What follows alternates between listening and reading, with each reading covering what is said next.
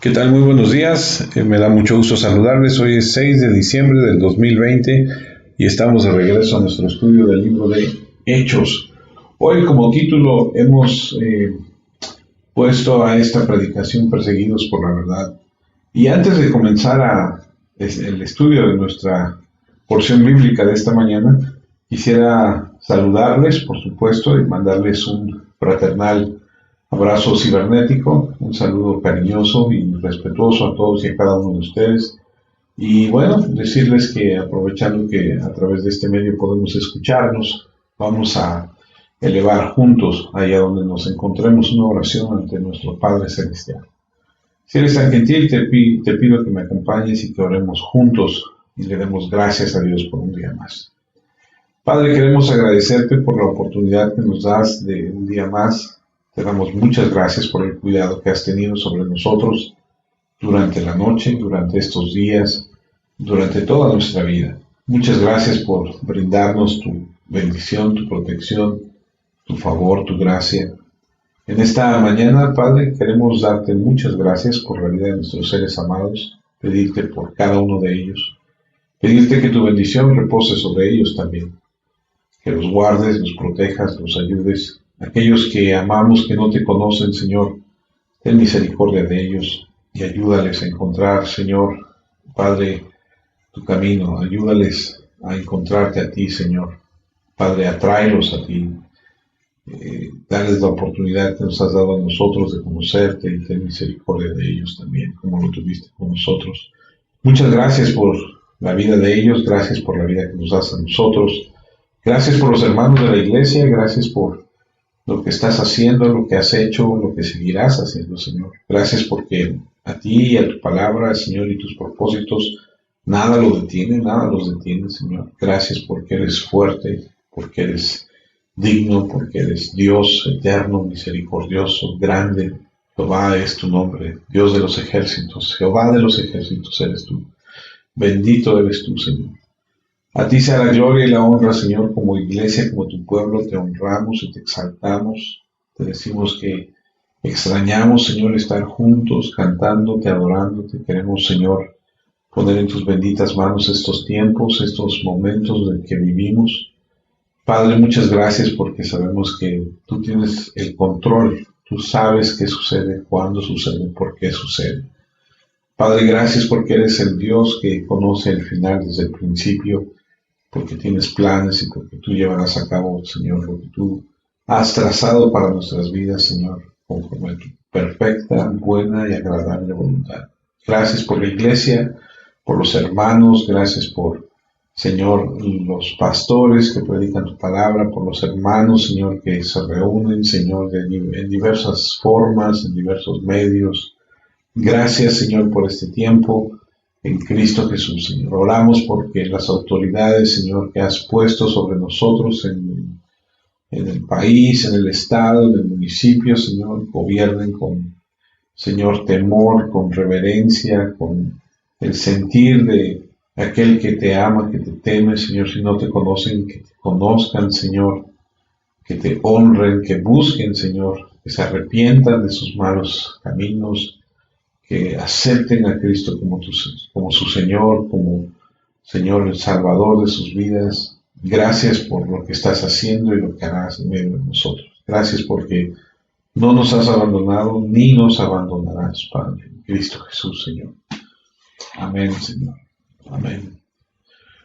Pues bien, hermanos, llegamos como les decía yo, a este nuevo capítulo, en el capítulo 4 del libro de los Hechos, y hoy vamos a continuar con ese estudio. En este nuevo capítulo del libro de los Hechos encontramos el inicio de lo que más tarde será la persecución de la iglesia. Los historiadores nos dicen que con solo mirar temprano la vida de la iglesia, en la primera década de la iglesia, hay por lo menos 5 brotes de persecución, solo en una década. Y todo comienza en la iglesia de Jerusalén. La iglesia, en el mejor de los casos, que estamos a punto de estudiar, tiene semanas de inicio. Hay nuevos creyentes. Aquí en el libro de Hechos 4 es donde comienza la persecución de la iglesia y es lo que vamos a estar estudiando esta mañana. Si pensamos un poco más allá de eso, echamos un vistazo a los primeros 3 siglos, digamos, de la historia de la Iglesia, a los historiadores les gusta señalar 10 eras distintas de persecución. Grandes proporciones provenientes del poder dominante en el mundo, de severas persecuciones hacia los cristianos, y sabemos lo que sucedió en esos primeros años a través del libro de los Hechos. Es decir, la historia nos ha mostrado que ha habido una serie de persecución en contra de los cristianos, y todo comienza aquí en lo que vamos a empezar a leer el día de hoy, a estudiar el día de hoy. Sabemos acerca de esto porque la Biblia lo marca aquí en el capítulo 4, y luego lo vamos a volver a ver cómo se intensifica en el capítulo 8 a través de la muerte de Santiago, la muerte de Esteban, y vemos que no se detuvo después de eso. Es la persecución judía lo que vemos en la primera parte del libro de los Hechos, pero en la última parte de los libros de los Hechos vamos a ver la persecución romana. Entonces, por un lado, comienza con los judíos, pero después se hace más grande, y la persecución pasa a ser, ya no es solamente judía, sino romana. Y el primer gran perseguidor fue Nerón, y eso comienza más o menos alrededor del año 67 después de Cristo. Y los castigos para los cristianos son atroces, extraños. Fueron cocidos con pieles de animales y luego alimentados a los perros hambrientos. Fueron empapados en cera y utilizados como antorchas para encender fiestas. Todo esto está en la historia, amados hermanos.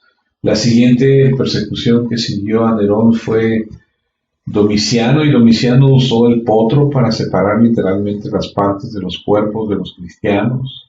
Fueron quemados, hervidos, azotados, apedreados, ahorcados, lacerados con hierros calientes.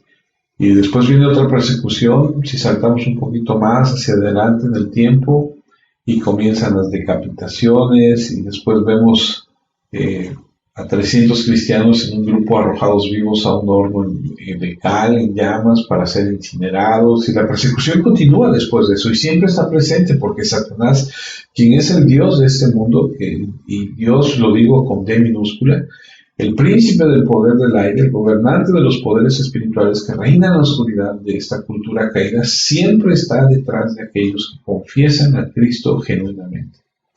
Y llegamos a la primera persecución, comenzando el largo patrón de odio a Cristo, la Biblia, el Evangelio, a los cristianos, a la iglesia inspirada, este odio por Satanás. Y ahora hay que reconocer que hay temporadas en las que es menos y temporadas en las que es más, temporadas en las que es mortal y otras temporadas en las que es solo de manera social. Hay temporadas en las que se tolera el cristianismo y cuando no se tolera. Hay momentos en los que la persecución es psicológica, hay momentos en los que es absolutamente letal, hay momentos en los que es simplemente desdén y rechazo. Pero cualquiera que sea la forma que adopte, siempre habrá persecución porque Satanás odia a Dios, Satanás odia a Cristo, Satanás odia a los cristianos. El reino de las tinieblas odia el reino de la luz. Y la persecución puede ser abierta, tan abierta como cortarle la cabeza a alguien, y perdónenme que sea tan explícito, o volar a alguien en pedazos con una bomba. La persecución puede ser tan sutil también como simplemente rechazar a alguien, no estar dispuesto a darle respeto, trabajo, un puesto académico o una aceptación social. Y viéndolo desde ese punto de vista, la persecución sigue hasta el día de hoy, en sus diferentes facetas, en sus diferentes formas, pero lo tenemos hasta el día de hoy. Alguien dijo, estaríamos mejor si alguien matara a cristianos porque los verdaderos cristianos se pondrían en pie en ese entorno. Ahora, no hay que malinterpretar estas palabras, lo que él está diciendo es que sería muy claro quién sería un verdadero cristiano y quién no sería un verdadero cristiano. Nuestro Señor dijo, llegará el momento en que te apresarán y te matarán, o sea, te van a meter a la cárcel y te van a matar. No se preocupen por eso, cuando llegue ese momento sabrán cómo reaccionar y exactamente qué decir, porque el Espíritu Santo te mostrará qué decir. Ahora, no solo eso, sino que el Espíritu Santo te va a fortalecer en una hora, o en esa hora, porque tienes una fe que no puede fallar. Tienes una fe que no fallará. Los verdaderos cristianos sobreviven a la persecución física. Pero también es cierto, y esto es esto es muy importante, que los cristianos se derrumban fácilmente bajo el rechazo social. ¿Por qué? Por los compromisos que roban su testimonio y debilitan a la iglesia en su esfuerzo por adaptarse a la hostilidad del mundo. Es decir, no predicamos la verdad porque no queremos ser rechazados, no queremos el desprecio, no queremos la rebelión y la resistencia, no queremos la animosidad, no queremos que nos vean como una especie de paria. Pero en la iglesia primitiva era una persecución física, real, además del rechazo. Es decir, era una situación bastante compleja. La iglesia primitiva, como recordarán, había irrumpido en la escena mundial, porque nunca antes había habido una iglesia como esta, como tal. Y en el día del Pentecostés es un nacimiento de la iglesia, y recordamos que cuando nació nada más y nada menos lo hizo con 3,000 personas que escucharon la predicación del Evangelio y creyeron y continuaron en la doctrina del apóstol, de la oración, del partimiento del pan, la comunión. Y luego cada día se agregaban más y más a la iglesia y todo estaba cautivo en el sentido de que todos los que profesaban a Cristo eran verdaderos cristianos. Todos eran verdaderos cristianos. Ahora, aquí la situación es esta, y por eso esto es un poquito el preámbulo de lo que vamos a ver. ¿Dónde se reunía tanta gente? No tenían un edificio, se reunieron en el templo. El enorme patio en el templo, y ahí se encontraban. Y llegamos en este sentido al capítulo 3, cuando Pedro y Juan en el pórtico de Salomón, en el área del templo, están hablando con la gente que se ha acercado a ver, porque si tú recuerdas, la semana pasada vimos que sanaron a un paralítico y se reunían ahí por las tardes a la hora oficial del sacrificio vespertino. Los estudiosos dicen que más o menos eran como las 3 de la tarde. Y ese día Pedro y Juan participaron en la sanidad de un hombre que era cojo, que ha sido una persona que pedía, un mendigo ahí en la puerta, quizá durante muchos años, no sé, a lo mejor hasta décadas. Todos conocían a este hombre, todos sabían que era cojo.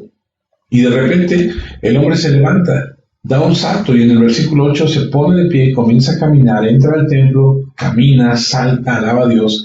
Y toda la gente lo ve caminar y alaba a Dios. Y notaron que ese era el que solía sentarse en la puerta, la hermosa, del templo a pedir limosna. Y estaban llenos de asombro por lo que había sucedido. Y mientras todo esto estaba sucediendo alrededor de Pedro y Juan como una ilustración viviente del poder de Cristo viviente, todo el pueblo se empieza a reunir alrededor de ellos y sabemos lo que pasó. Pedro predica el segundo gran sermón del libro de los Hechos. Él predica un mensaje poderoso y como todos los mensajes apostólicos, predica sobre Jesucristo. ¿Quién es? ¿Qué hizo? Que murió y que resucitó, y acusa a los judíos de matar al Mesías. Pedro lo hizo en el día del Pentecostés en el capítulo 2 y lo vuelve a hacer en el capítulo 3. Y en el capítulo 2 del primer sermón dice: arrepiéntete y cree. Y luego explica que qué pasará si lo hacen, y sus pecados serán perdonados, el reino vendrá, el Mesías algún día volverá por ellos en gloria, evitarán el juicio y se realizarán todas las bendiciones del pacto. Ahora, cuando llegamos al capítulo 4 de este libro maravilloso que estamos estudiando, que es el libro de los Hechos, leemos en Hechos 4, versículo 1 en adelante: unos sacerdotes, el capitán de la guardia del templo y algunos saduceos se acercaron mientras Pedro y Juan todavía le estaban hablando al pueblo. Estaban resentidos porque Pedro y Juan enseñaban a Jesús. Había demostrado que los muertos resucitan.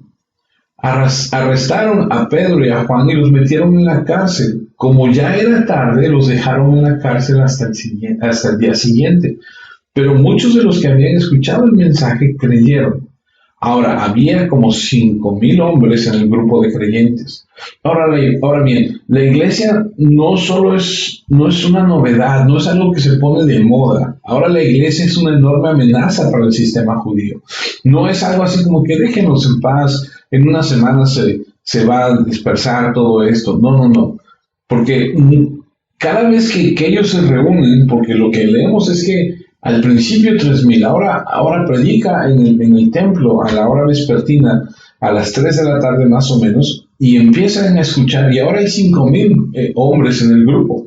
No se puede tener 10, 15, 20 mil, quién sabe cuántas personas congregándose dentro del patio del templo en el nombre del Señor Jesucristo a quien acaban de crucificar.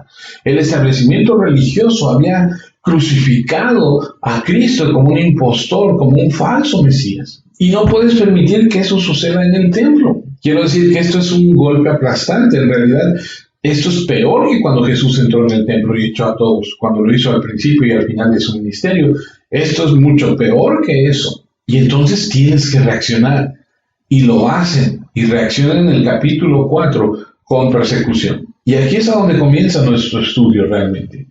Dice el capítulo 4, versículo 1, que unos sacerdotes, el capitán de la guardia del templo y algunos saduceos se acercaron mientras Pedro y Juan todavía le estaban hablando al pueblo. Lo que significa que esto no es solo la predicación de Pedro.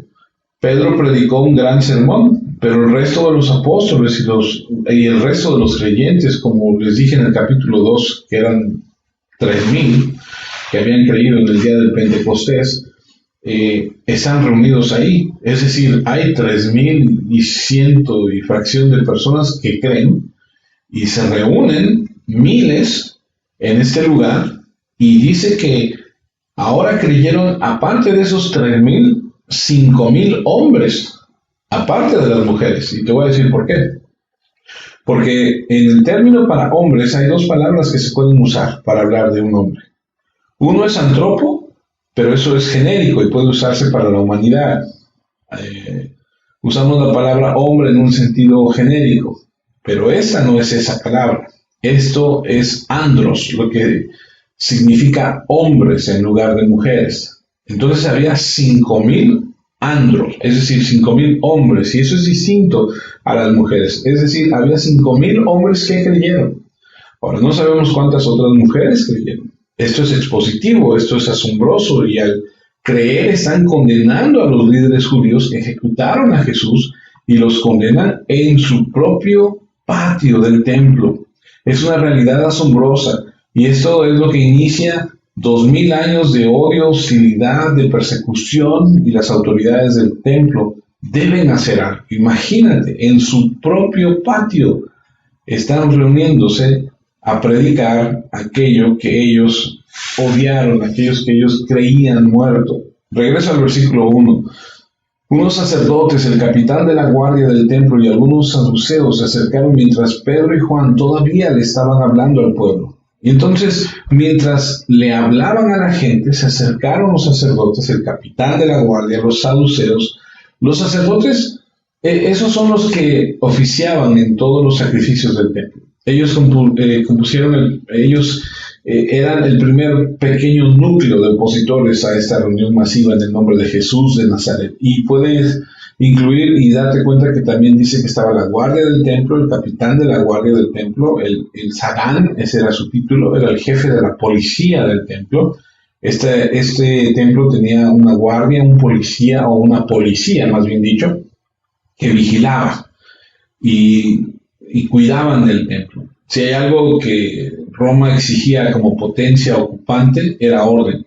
Roma fue un amo muy tolerante y le dio mucho espacio a las naciones que conquistó, y por eso le fue también dirigiendo un imperio formado por diversos grupos, pero lo único que no toleraba era el desorden, y por supuesto lo único que los líderes de la operación del templo no toleraban era el desorden. Entonces había una policía en el templo, pero también están los saduceos, y los saduceos eran el partido religioso minoritario que dirigía toda la operación del templo. Los sacerdotes trabajaban bajo su liderazgo. Ahora, era un grupo religioso, una secta religiosa, y solo creían en el Pentateuco. Estoy hablando de los saduceos.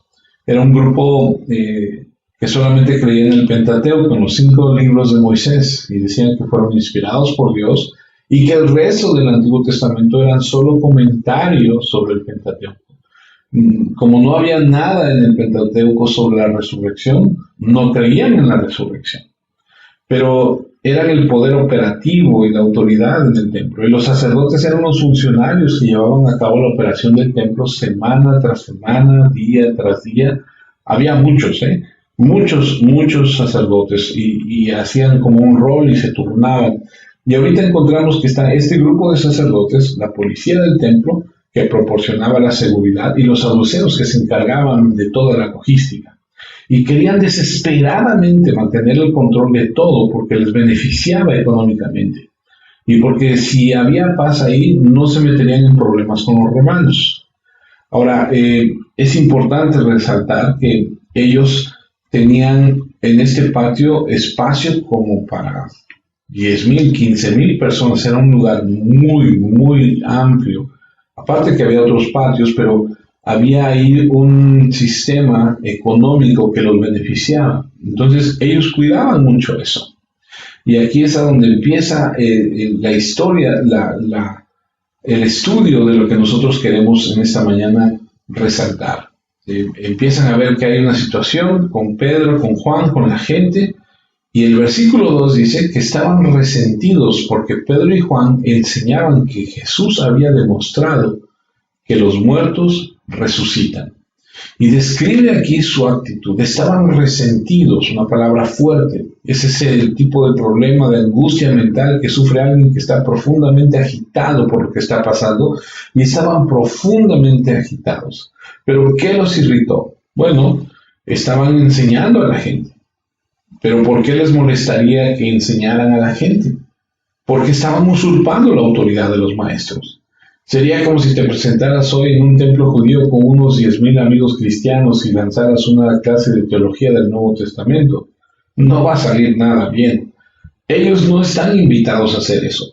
No es su lugar. Ellos no son oficialmente los autorizados para llevar a cabo este tipo de enseñanza. Eran los sacerdotes y los líderes, los maestros oficiales. Ellos eran los que tenían la prerrogativa y los que afirmaban, los que valoraban, y es muy perturbador que estuvieran enseñando a la gente.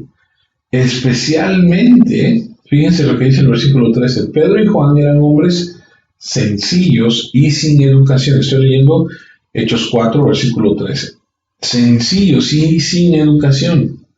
Las autoridades se asombraron cuando vieron que ellos no tenían miedo de hablar, y entonces se dieron cuenta de que Pedro y Juan habían estado con Jesús.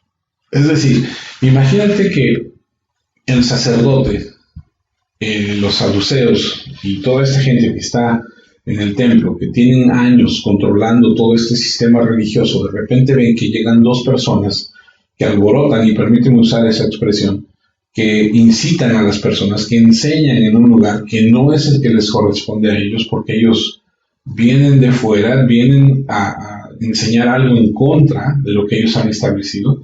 Pero no solamente eso, sino que se dan cuenta que son personas que, a su percepción, son personas que no están preparadas. O sea, en realidad, en términos técnicos, para ellos, Pedro y Juan eran ignorantes. No habían sido entrenados en la ley de los escritos sagrados, no estaban versados en la teología judía, ignoraban la teología saducea, también ignoraban la teología farisaica, no habían sido egresados de las escuelas adecuadas, eran hombres comunes, no eran profesionales, eran aficionados y estaban fuera del lugar. Estos galileos ignorantes que han estado enseñando a esta gente no son los propios educados y sabios, y están usurpando el papel del maestro en el templo. Y no solo eso, sino que enseñaron la doctrina que había condenado sobre un hombre al que habían ellos matado. Es decir, están enseñando todo lo contrario de lo que nosotros el mensaje que estamos mandando. Entonces, ellos enseñaron y eso les molestaba lo que habían enseñado. El versículo 2, lo vuelvo a leer, estaban resentidos porque Pedro y Juan enseñaban que Jesús había demostrado que los muertos resucitan. No solo estaban enseñando a la gente, sino lo que estaban enseñando era igualmente perturbador. Estaban predicando a Jesús, y este es un repudio público total y abierto a la autoridad de todo el Sanedrín, porque el Sanedrín unánimemente había condenado a muerte a Jesús por impostor. Y aquí encontramos que habían tomado una posición que rechaza, es decir, Pedro y Juan, al predicar a Jesús resucitado, es como tomar esa posición que rechaza completamente la autoridad del Sanedrín, donde el sumo sacerdote es el el que manda, hasta la Corte Suprema de Israel, y están proclamando a Jesús, es decir, le están diciendo, estamos en contra de lo que ustedes dicen. Y entonces no solamente esta segunda cosa, es decir, la primera les molestó lo que enseñaban, la segunda lo que enseñan, porque no nada más es que están enseñando, sino lo que están enseñando. Y la tercera cosa que los irritó, no solo estaban proclamando a Jesús, sino que también que había resucitado a los muertos, y lo que encontramos también es lo que predicó Pedro en el primer sermón de Pentecostés. Eso es lo que predicó en el capítulo 3, versículo 15, predicó la resurrección, mataste al príncipe de la vida y Dios lo resucitó de entre los muertos y nosotros somos testigos. En el capítulo 2, versículo 24, predicó la resurrección y dio una exposición del Salmo 16. Entonces están enseñando acerca de Jesús y están diciendo que ha resucitado entre los muertos y miles de personas se están congregando para escuchar esto. Se corre la voz, miles están creyendo y los líderes están aterrorizados de que están a punto de perder su poder y entonces ellos están irritados, están estresados porque ven la amenaza. Y el versículo 3 dice, arrestaron a Pedro y a Juan y los metieron en la cárcel. Y luego aquí hay un detalle muy interesante que nos deja ver cuántas horas habían pasado. Como ya era tarde, los dejaron en la cárcel hasta el día siguiente. Si tú has estado con nosotros y has estudiado un poco de la Biblia, sabrás que la hora vespertina para el sacrificio era a las 3 de la tarde. Y para el judío, el día comenzaba al salir el sol y al ponerse el sol. Y entonces, cuando hemos estudiado este tema, hemos dicho que para ellos el sol salía a las 6 de la mañana y se ocultaba a las 6 de la tarde. Entonces, para ellos, después de las 6 de la tarde, ya era la noche. Y entonces entendemos que cuando dice que arrestaron a Pedro y los metieron en la cárcel, y como ya era tarde, los dejaron en la cárcel hasta el día siguiente. Tal vez para ti y para mí, 7 de la noche, 6:30 de la tarde, no es la noche, es simplemente la tarde. Pero para ellos, en aquel momento, después de las 6 de la tarde, ya era de noche, y ya la costumbre era irse ya a casa. Y entonces vemos que de las 3 de la tarde del sacrificio vespertino a cuando ellos determinan que ya era tarde, pudieron haber pasado por lo menos 3 horas, porque dice que los dejaron en la cárcel hasta el día siguiente. Habían estado predicando a Jesús crucificado, resucitado de entre los muertos durante 3 horas. Pedro y Juan habían estado en el templo, y desde el momento del sacrificio vespertino y la oración vespertina, que era a las 3, hasta que realmente oscureció, habían estado predicando y habían sido muy eficaces, porque el versículo 4 lee y dice lo siguiente: pero muchos de los que habían escuchado el mensaje creyeron. Ahora había como 5,000 hombres en el grupo de creyentes. Si cuentas a las mujeres, tal vez pudo haber 10,000, quizá más, quién sabe. Pero estaban teniendo efecto. Miles de personas convertidas, genuinamente convertidas. Estas no son pseudo conversiones. Estas no son personas que levantan la mano, no son personas que fueron emocionalmente cautivadas por el mensaje y que se dejaron llevar por el momento. No. Estas son personas que fueron regeneradas por el Espíritu Santo. Esto es más de lo que el enemigo de las almas de los hombres puede tolerar. Esto es más de lo que la religión falsa puede tolerar. Y así comienza la persecución. Pero lo dije hace un momento y lo repito, está bien, es bueno la persecución porque purifica. La amenaza de muerte, la cruz, la muerte, el martirio, mantiene alejado a los falsos creyentes.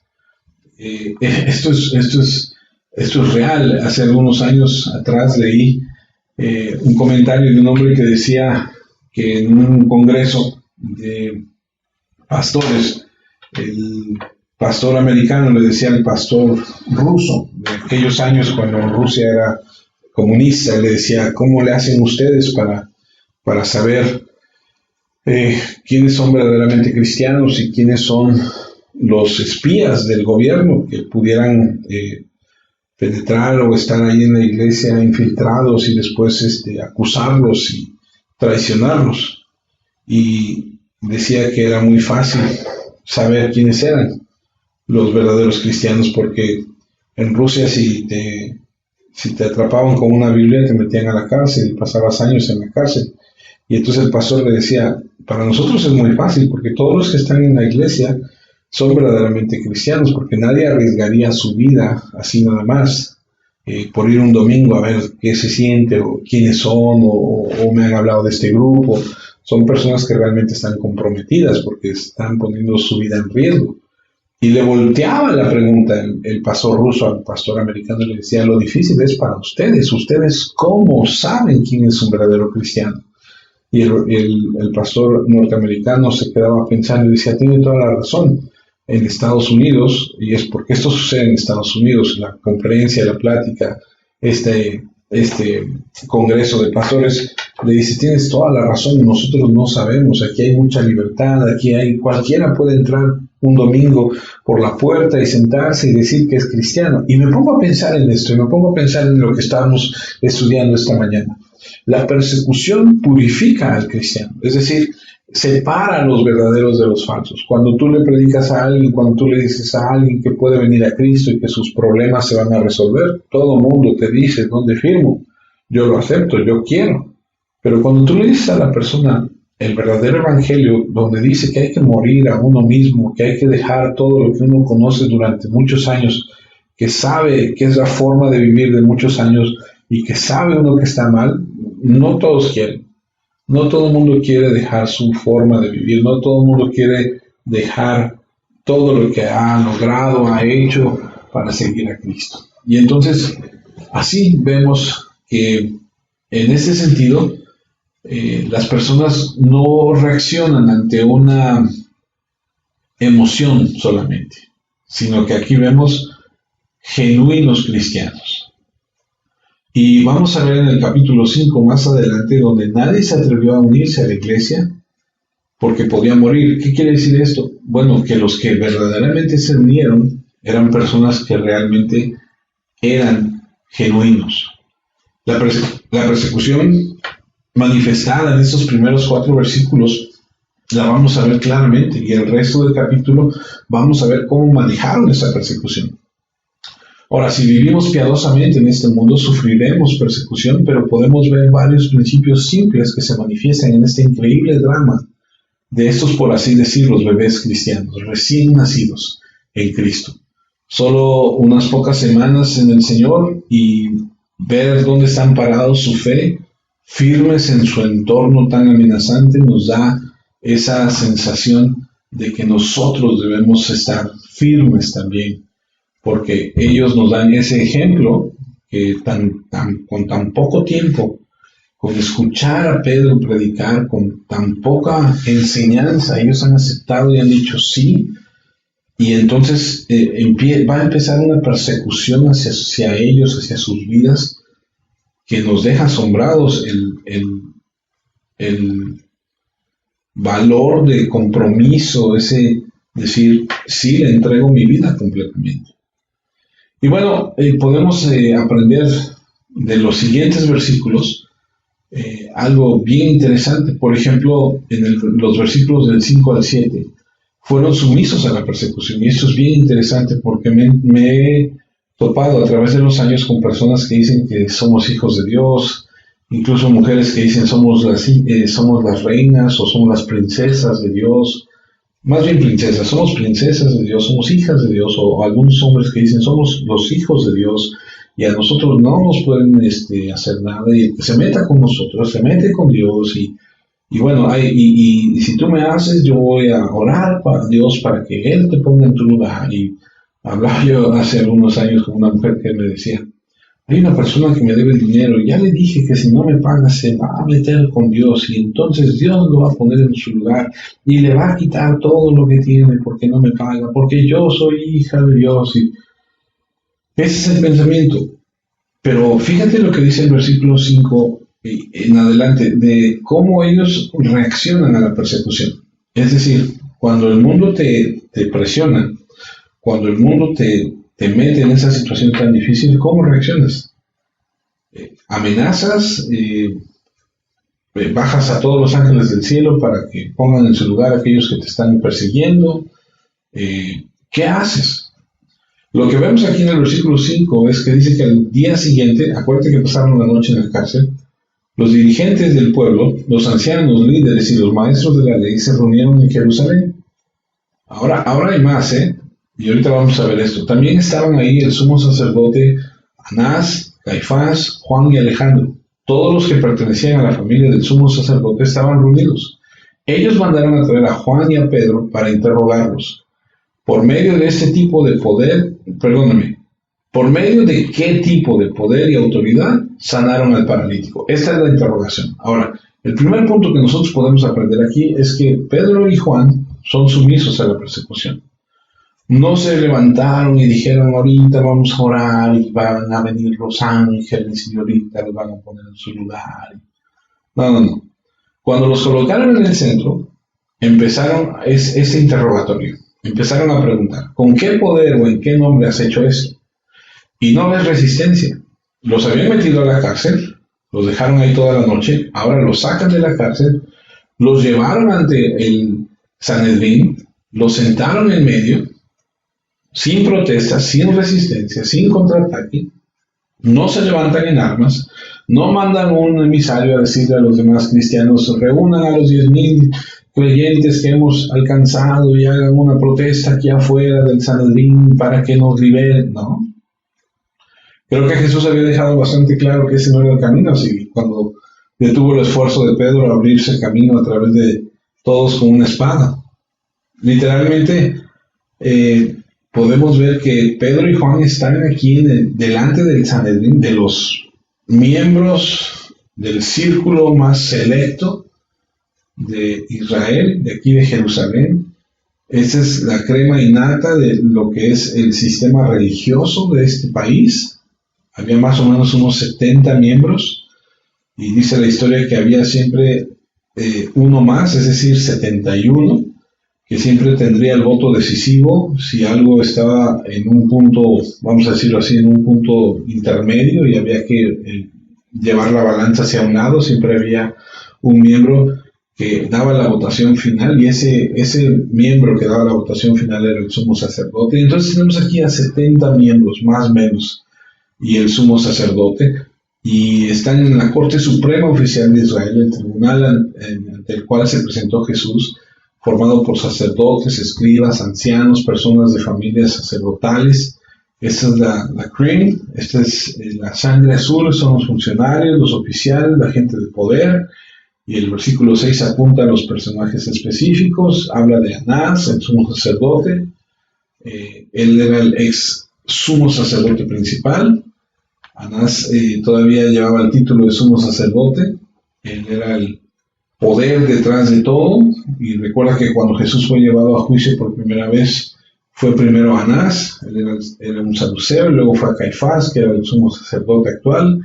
Y por cierto, los romanos nombraron al sumo sacerdote. Entonces, para ser el sumo sacerdote tenía que ser cómplice de Roma. Y tenía que ser en algún punto, hasta cierto punto, un traidor de tu propia gente. Y Caifás también era yerno de Anás y se había casado con la hija de Anás. Caifás era el presidente del Sanedrín. Y luego encontramos a Juan y Alejandro, dos hombres importantes que pertenecían a la familia de los sumos sacerdotes. Y entonces así es como funciona la estructura del poder. Es la regla de la familia, los VIP, los Very Important People, ¿no?, de Jerusalén.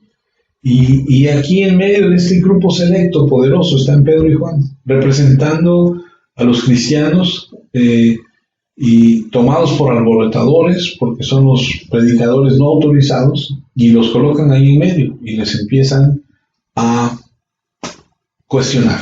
Y por lo general se reunirían en un recinto del templo, en un lugar llamado el Salón de la Piedra Tallada, colocaban al acusado en el centro y empezaban a disparar todas las acusaciones. Ahora, qué gran oportunidad, porque la gente de Sanedrín está perdida y camina al infierno y necesitan escuchar el Evangelio.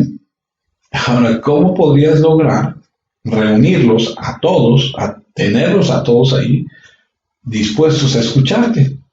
Bueno, probablemente la única forma en la que podrías darle el Evangelio a todo este Sanedrín sería ser arrestado y juzgado. Así que, ¿qué oportunidad tenían Pedro y Juan?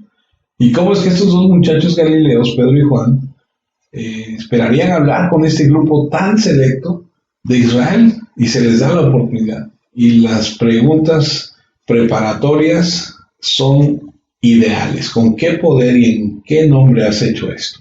Son hechas a la medida. Perfecto, no podría haber hecho una pregunta mejor porque eso es exactamente lo que quieren hablar. ¿Con qué poder? Esta es una pregunta desdeñosa que sugiere algún poder mágico. ¿Y en qué nombre? ¿Por la autoridad de quién? Toda autoridad descansaba en ellos, en sus mentes, por supuesto. ¿De dónde sacas ese poder y con qué autoridad has usurpado este templo, este lugar sagrado con tus herejías? Y lo primero que veo, que es la sumisión, que reconoce que incluso en la persecución, escucha esto, Dios está abriendo una puerta, Dios está brindando una oportunidad, Dios se va a glorificar a sí mismo en esta situación. Es increíble porque cómo Dios mueve las cosas para su gloria, es decir, permite que se reúna la gente en el templo, que se conviertan 5,000 hombres, que los arresten, que al otro día los lleven ante el Sanedrín, que se reúnan todos estos personajes tan importantes y les da la oportunidad a Pedro y a Juan de poder contestar la pregunta o las preguntas que les van a hacer. No habrían tenido otra oportunidad de tener a todos juntos para explicarles, para exponerles su situación y el Evangelio. Y vemos aquí que hay una segunda enseñanza y necesaria respuesta a la persecución, y es encontrar tu fuerza en el Espíritu Santo. Esto debería ser obvio para todos nosotros. Por favor, anote que el versículo 8 dice: entonces Pedro, lleno del Espíritu Santo. Ahora, déjame ponerle una pausa y déjame tratar de explicarte lo que está sucediendo. Como te dije hace un momento, la oportunidad la brinda Dios y no nos manda a ser personas que reaccionen en el sentido de que nos levantemos en armas, nos levantemos en contra de la autoridad. No es eso lo que vemos con Pedro y Juan. No convocan a los hermanos, como te dije, a que hagan una manifestación afuera para que los liberen. No. Ellos de manera sumisa van, se presentan, los van a cuestionar y eso es una enseñanza tremenda. Deja todo en manos de Dios. Y está muy pegado de la mano con lo que sigue. La segunda enseñanza que podemos ver es que dice que Pedro, lleno del Espíritu Santo, él se deja. Y perdóname si no me sé expresar correctamente, pero se suelta ante el poder de Dios. Es decir, se rinde ante el poder de Dios. Y si estás en esta situación, lo que tú quieres es que el Espíritu Santo tenga el control, ¿cierto? No querrás estar murmurando algo sobre tus propias impresiones o tus propias ideas. Ahora, ¿cómo te llenas del Espíritu Santo? Esa es la posición predeterminada para un creyente humilde, quebrantado, desinteresado, débil, impotente en una situación desesperada. Simplemente abandona toda tu confianza en ti mismo y dale todo el control a Él. Y es que cuando tú eres débil, te vuelves, ¿qué? En Dios. Fuerte. Es simplemente ceder el control al Espíritu Santo. Espíritu Santo, dame tu poder. Haz lo que Jesús dijo que sucedería. Dame palabras para decir lo que tengo que decir. Y aquí está la situación que prometió en el aposento alto, cuando dijo: no se preocupen, te mostraré lo que tienes que decir, entrégate al Espíritu Santo. Se trata de fe, se trata de confianza. No tengas miedo. Es una providencia que está ahí, ellos lo saben y quieren asegurarse de que el Espíritu Santo esté en control. Es reconocer que la situación lo supera. Esto va más allá de mi capacidad, de mi poder, de mi sabiduría. Esto está fuera de mi control. Dios, dame el poder de tu Espíritu, guíame, ayúdame a decir lo que tenga que decir. Y lo primero es ser sumiso, porque todo esto es una providencia dentro de la voluntad de Dios, en el propósito de Dios, en el tiempo de Dios, a la manera de Dios. Y después es ser lleno del Espíritu Santo, rinde completamente al Espíritu Santo, a su poder y a su sabiduría. Y entonces vemos una tercera enseñanza. Proclaman el Evangelio con valentía. Es decir, ya están ahí, han sido sumisos, se entregan al Espíritu Santo y entonces viene algo impresionante. Es un poco contradictorio porque tu vida está en juego y probablemente podría haber sido liberados si Pedro hubiera dicho, ¿saben qué? Lo sentimos mucho, reconocemos que no teníamos permiso, lamentamos mucho haber alterado el ambiente, por favor perdónenos, no volverá a suceder. No, no fue así. Realmente creo que si hubiera dicho, hay algunos otros lugares más bonitos ahí afuera del templo, en la ladera, nos iremos ahí, no seremos más problemas, simplemente no hablaremos de la resurrección de Jerusalén, encontraremos otra estrategia, que nos acepten en la ciudad y que nos acojan en la comunidad, porque no queremos perder todo. Creo que esa estrategia se ha reinventado y reinventado y reinventado a lo largo de la historia de la iglesia de una forma o de otra, pero ellos no lo hacen. Es decir, no le dicen a estas personas lo que quieren escuchar. Ellos lo que hacen es rendirse al Espíritu Santo y dar el mensaje del Espíritu Santo y les revelan las Escrituras. El versículo 8 dice, entonces Pedro, lleno del Espíritu Santo, les dijo, dirigentes del pueblo y ancianos líderes de Israel, ¿nos están juzgando hoy por sanar a un paralítico? ¿Quieren saber quién lo sanó? Pues sepan ustedes y todo el pueblo de Israel que este hombre fue sanado por el poder de Jesucristo de Nazaret, a quien ustedes crucificaron, pero Dios lo levantó de la muerte. Este hombre estaba paralítico y ahora está completamente sano gracias a Jesús. Este Jesús es la piedra que ustedes los constructores rechazaron. Se ha convertido en la piedra principal. Solo en Jesús hay salvación. No hay otro nombre en este mundo por el cual los seres humanos podamos ser salvos. ¡Wow! Predicó con la valentía el Evangelio frente a la persecución. Por supuesto, comprende lo que está en juego. Lo que está en juego no solo predica el Evangelio, sino que es increíble lo que él predica. Nunca baja el estándar del Evangelio. Nunca pone entredicho. Él no se antepone, él antepone lo que Dios quiere hacer. No endulza el oído de la gente. Llega la acusación. Si hoy estamos en juicio por un beneficio, por una buena acción hecha a un enfermo, les recuerdo que no está llamando a un tribunal por hacer una buena acción a un hombre enfermo, que nos están llevando a tribunal, a juicio por haber hecho algo bueno a un hombre enfermo. Si nos has arrestado por una buena acción, este es un tribunal injusto. Y esa es la razón por la que estamos aquí. Es un arresto injusto. Entonces primero acusa a sus acusadores. Esto es audacia. Pero si es por eso que nos están acusando, si es por eso que estamos aquí, porque hicimos una buena acción por un hombre enfermo y lo curamos, o se sanó más bien, entonces sepan ustedes y toda la gente de Israel que en el nombre del Señor Jesucristo de Nazaret, a quien crucificaste, y el tú, porque ahí está, es enfático, no los romanos, tú a quien crucificaste, a quien Dios resucitó entre los muertos, en este nombre, este hombre que está aquí, delante de ti, tiene buena salud gracias a él. Si estamos aquí en primer lugar injustamente por hacer el bien, entonces déjame decirte con qué poder hicimos este bien y con qué autoridad. En el nombre, la autoridad, el poder de Jesucristo. ¿Qué quiere decir Cristo? Mesías. El Mesías, el poder de tu propio Mesías, el Jesús de Nazaret. El Nazareno es tu propio Mesías, ese es su poder, que ellos conocían muy bien. ¿Por qué? Porque pasó toda su vida haciendo ¿qué? Milagros, y resucitó a Lázaro de entre los muertos, y todos lo sabían porque fue después de haber estado muerto 4 días que lo resucitó. Así que Pedro acusa al Sanedrín de la muerte de su propio Mesías y los acusa de estar lejos de Dios. El mismo Mesías que ustedes mataron es la piedra que ustedes los constructores rechazaron y que se convirtió en la piedra principal. Y condenaron a muerte a Jesús. Mataron a su propio Mesías. Y ese es un mensaje constante. Lo escuchamos en el capítulo 2, en el capítulo 3, lo escuchamos de nuevo en el 4 y lo escucharemos nuevamente en el capítulo 5. Frente a la persecución más severa, no hay forma de rebajar el mensaje. ¿Por qué? Porque los pecadores deben ser procesados por sus crímenes. Deben arrepentirse si van a ser salvos. Y ahí es donde Él viene. Es decir, el versículo 12 dice, solo en Jesús hay salvación. No hay otro nombre en este mundo por el cual los seres humanos podamos ser salvos. Les está diciendo, incluso ustedes necesitan esto.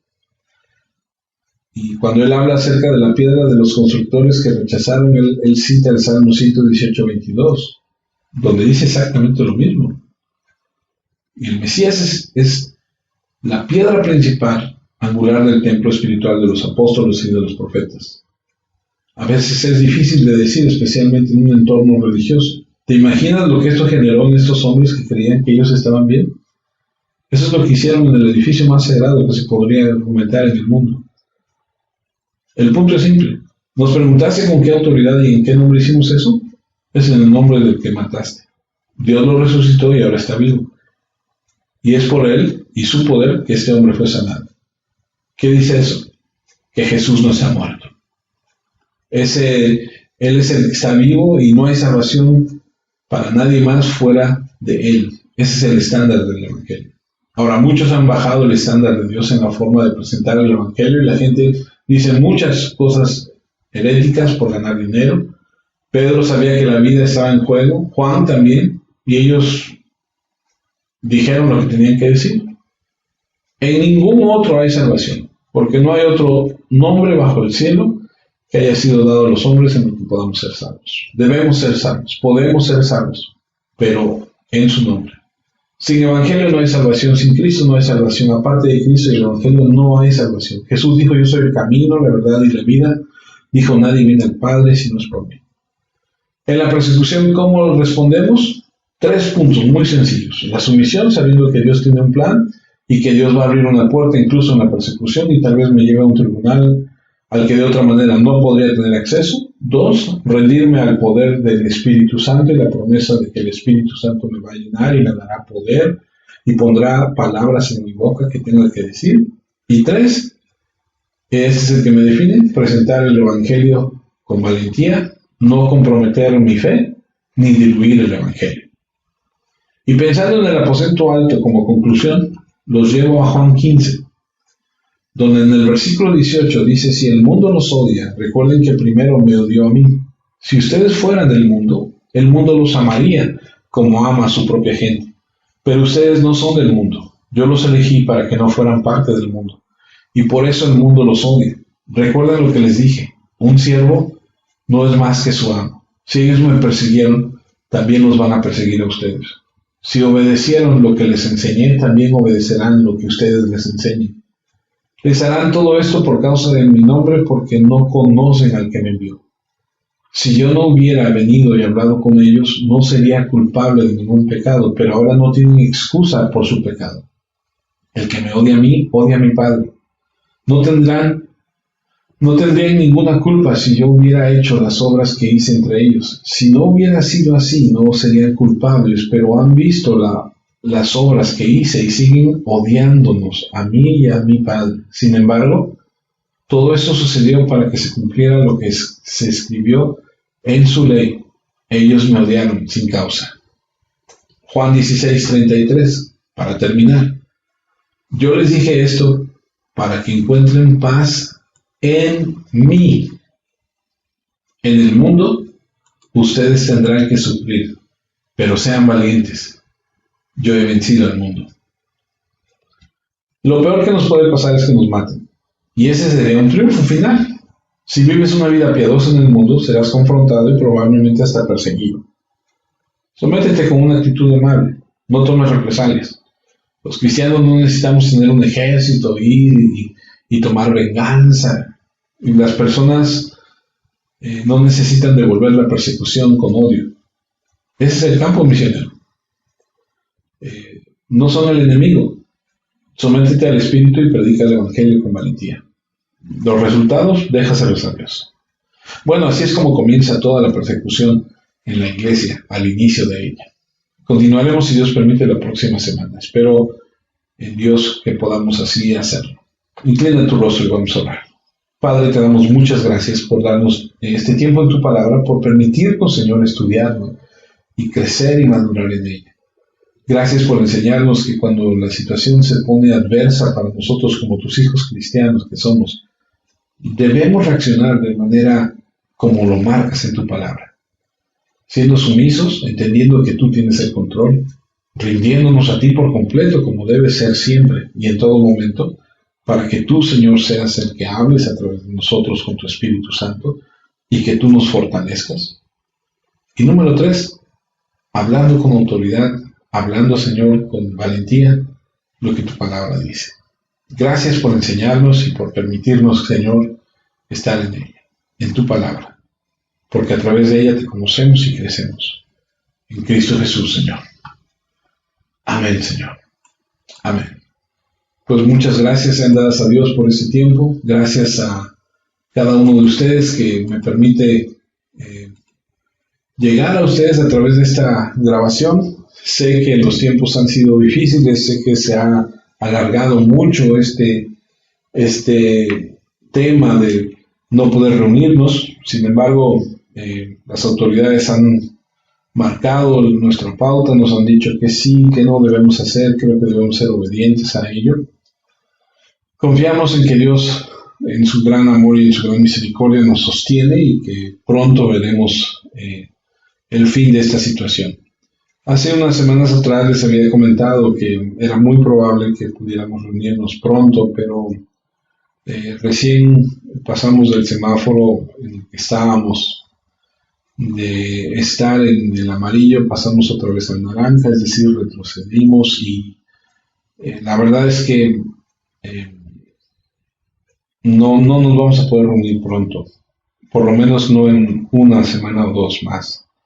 Tal vez tengamos que llevar esto hasta enero y yo prefiero hacerlo así y espero que usted entienda y usted comprenda y usted tenga la paciencia y la fe en Dios.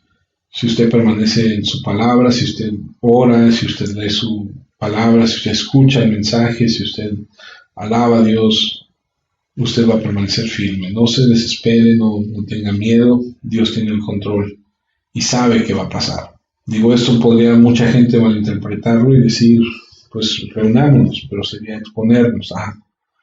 Y la verdad, yo creo que es mejor esperar a que la situación cambie un poco más. Y primeramente Dios, estaremos juntos una vez más. Que Dios los bendiga, estamos en contacto.